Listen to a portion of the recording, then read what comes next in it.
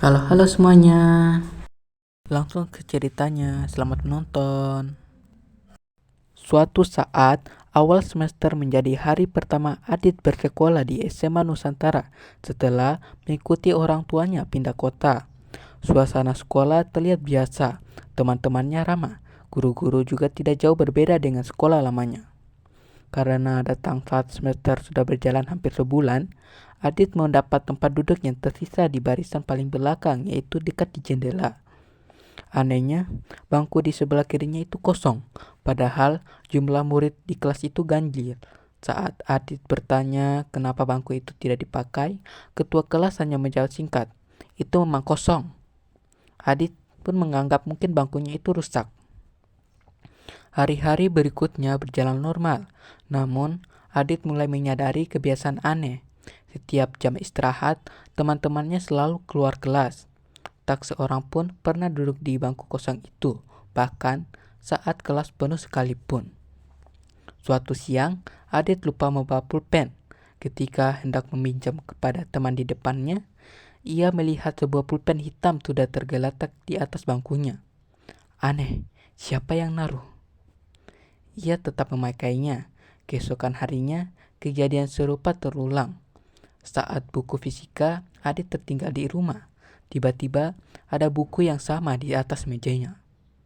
Tidak ada nama pemiliknya. Tidak ada yang merasa kehilangan. Semakin lama, Adit merasa seolah ada seseorang yang diam-diam membantunya. Suatu sore, ia sengaja tetap tinggal di kelas setelah semua murid pulang. Hanya terdengar suara kipas angin yang berputar pelan. Tiba-tiba, kursi di sampingnya bergeser sendiri. Seperti ada seseorang yang baru saja duduk. Adit berdiri. Jantungnya mulai berdebar. Namun, ia memilih keluar kelas dan menganggap dirinya hanya kelelahan. Malam harinya, ia sulit tidur. Yang terus terbayang hanyalah bangku kosong itu. Beberapa hari kemudian, saat membersihkan kelas, Adit menemukan sebuah foto yang terselip di bawah laci bangku sebelahnya. Foto itu adalah foto kelas beberapa tahun lalu. Semua murid tersenyum ke arah kamera, kecuali satu siswa di bangku paling belakang. Wajahnya ditandai dengan lingkaran tinta hitam. Di belakang foto tertulis satu kalimat, "Maafkan aku."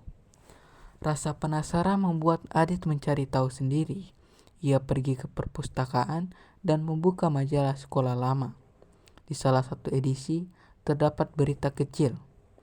Seorang siswa kelas 11 ditemukan meninggal setelah diduga mengakhiri hidupnya akibat tekanan yang dialaminya di sekolah. Namanya Rian Pratama. Nomor bangkunya persis bangku di sebelah Adit. Adit langsung merinding. Ia teringat semua kejadian beberapa hari terakhir. Pulpen, buku, kursi yang bergeser sendiri. Semuanya berasal dari bangku itu. Keesokan harinya, sebelum pelajaran dimulai, Adit datang lebih awal. Ia meletakkan bunga kecil dan secari kertas di atas bangku kosong. Isinya sederhana. "Semoga kamu sudah tenang." Saat bel masuk berbunyi, angin masuk dari jendela. Kertas itu terbang jatuh ke lantai. Di bawahnya muncul tulisan yang sebelumnya tidak ada. Tulisan yang sangat rapi. "Bukan aku yang harus kamu takutkan." Adit membeku. Perlahan ia menoleh ke arah pintu kelas. Semua teman-temannya sedang masuk satu persatu. Namun, di barisan paling belakang, ada seorang siswa yang belum pernah ia lihat sebelumnya. Seragamnya basah, wajahnya pucat, dan semua murid berjalan menembus tubuhnya seolah ia tidak pernah ada. Hari itu, Adit tidak pernah lagi mencoba mencari tahu tentang bangku kosong tersebut.